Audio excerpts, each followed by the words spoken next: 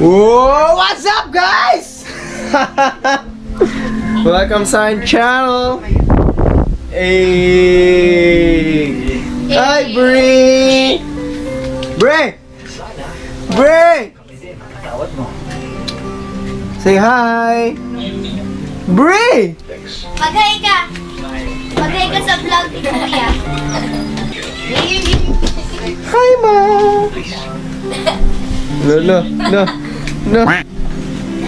No. Welcome to my siblings.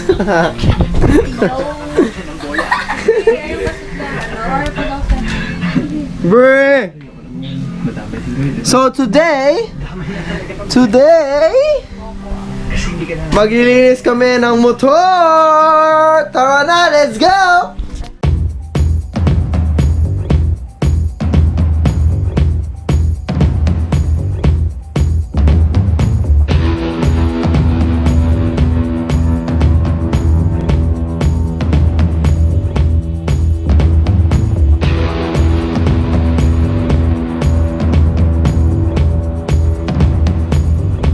Let's G.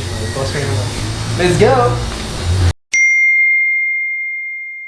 So yun po guys, we're gonna clean our Honda Click. Yun o. Yung nakikita nyo na maayos to, sobrang dumi na nito. Kasi medyo nakatambay itong baby boy ko eh. Yun o. So first, kailangan natin yung mga right equipments, okay? Let's go! So yun, first na kailangan natin is hose.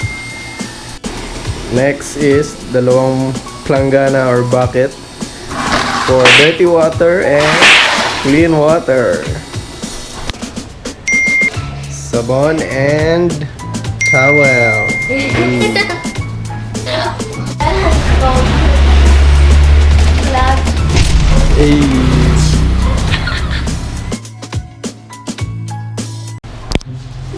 Okay.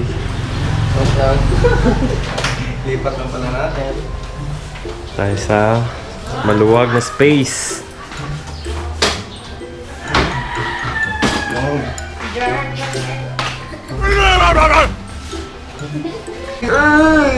So first, let's prepare our prepare natin yung mga gamit natin. So, let's use Joy. Yun. Bakit Joy? Para masaya yung paglilinis natin. Hindi. Kasi if gumamit tayo ng Ariel, may mga abrasive na particles yun na pwede mag-cause ng ano ba yun? Ng mga scratches sa motor natin. Yun yung dapat iwasan natin, guys. Kung nakaka-afford naman yung bumili ng car shampoo, yun, mas better. So, as of now, Joy muna kasi sarado yung sarado yung mga shops dito eh dahil sa quarantine. Car shampoo na motor yung Okay, tara, let's go! hater data. Heater. To go. Yun! Uy, water boy! Water boy! On the water. Asa. To. Hindi, basta. Sige lang eh, cut lang ano. Yan. Okay.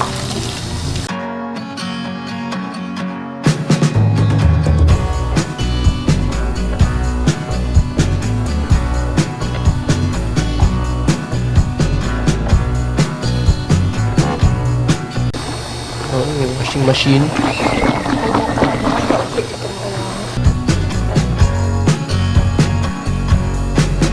So, kung napapansin nyo guys, may dalawang timba tayo.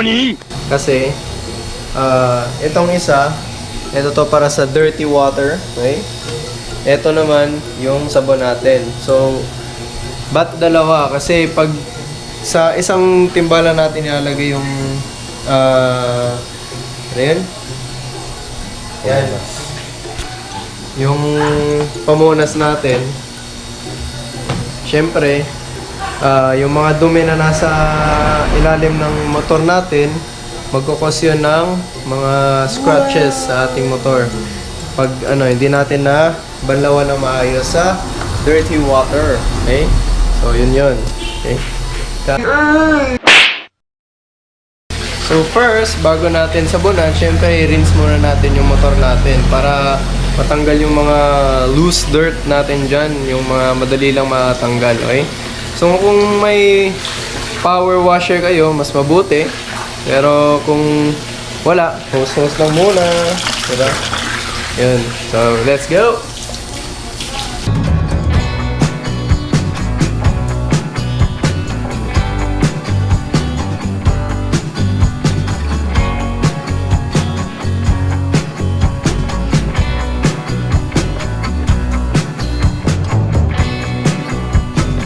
So, advice ko lang guys, when cleaning your motorcycles, dapat may mga parts na hindi dapat natin masyadong basahin. Example, yung loob ng tambucho, bawal yan. Okay?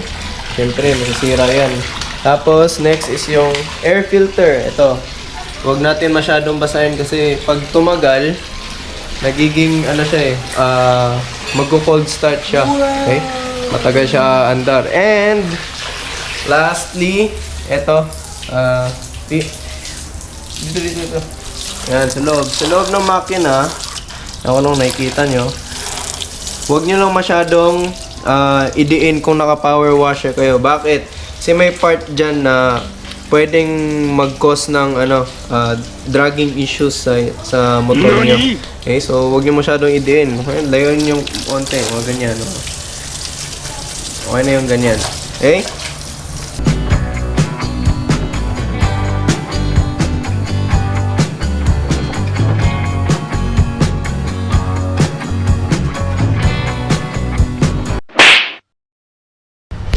Go! So, next is, kailangan natin sabunan yung motor natin. So, first, yung advice ko lang is, in my own opinion, linisin muna natin yung mga top parts ng motor, yung mga fairings, yun. Huwag muna yung ilalim. Bakit? Kasi kung sa ilalim kayo, kung napapansin nyo, madaming dirt, pwedeng may mga bato-bato, maliliit na bato. Tapos, pag yun yung inuna nyo, syempre, pag hindi nyo inayos ng banlaw ng sabon nyo, pwedeng mag-cause siya ng mga scratches dito sa ating fairings. Okay? Siyempre, ayaw naman natin na masugatan yung motor natin, di ba? Kasi mahal natin to eh. So, ayun. So, first, kailangan talaga yung top. Then, bottom. Okay? Let's go!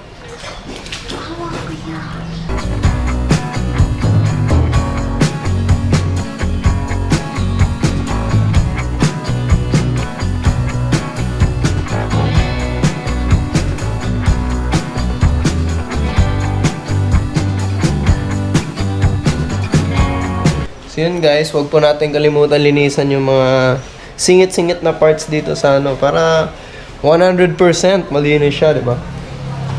Parang naliligo ka lang din. Parang kailangan kuskusin yung mga skins nyo.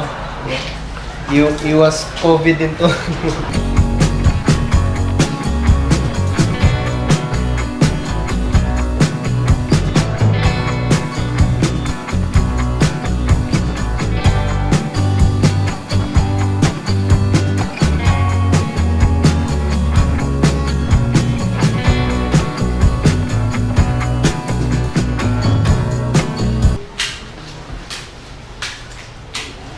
Okay?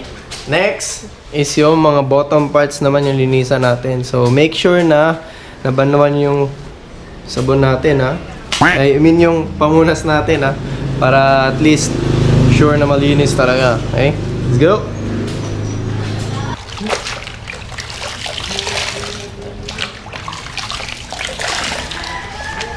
Banlaw-banlaw tayo, guys.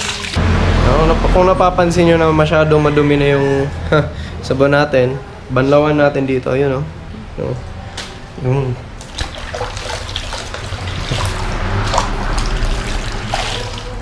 Yan. Tara, sa ilalim naman tayo. Let's go!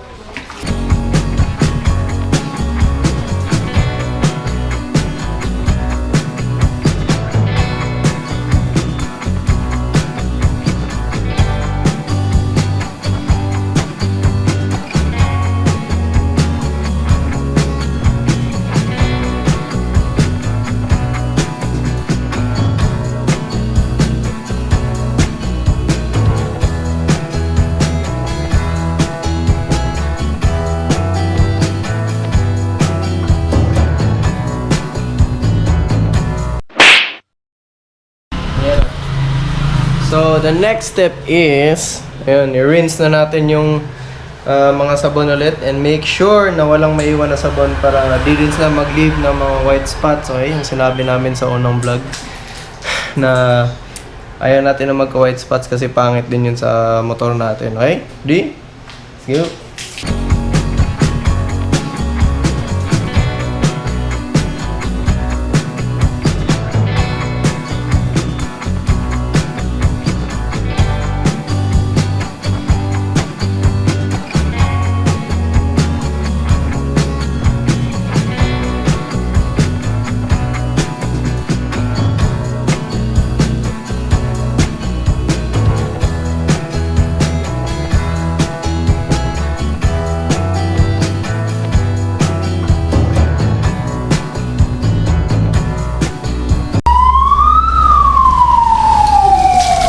So, last ikot sa paglilinis para make sure lang na wala talagang sabon yung motor natin. Okay, go!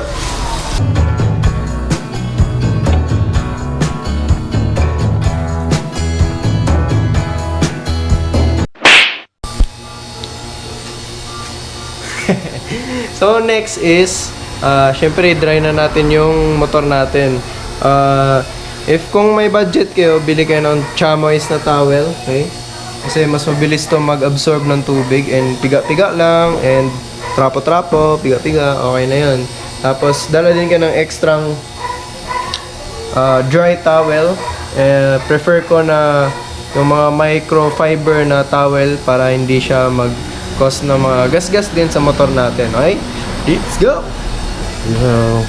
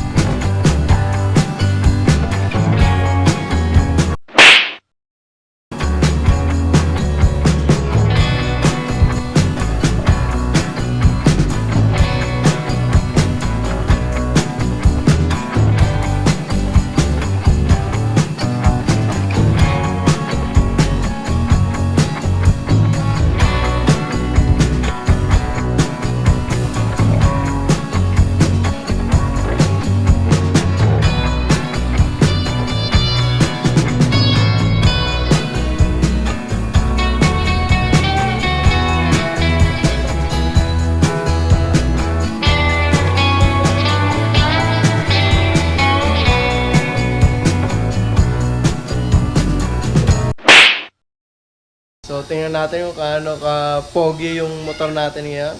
Let's go!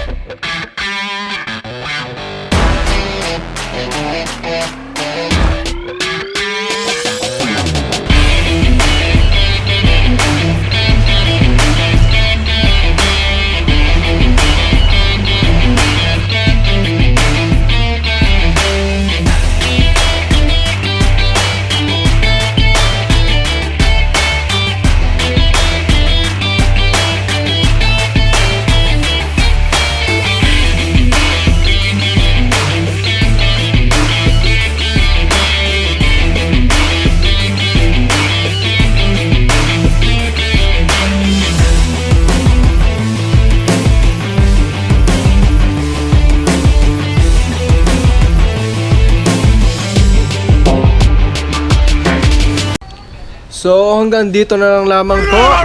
And don't forget to like, share, and subscribe to my channel. Okay? Kita-kits po tayo sa sunod na vlog ko. Let's go!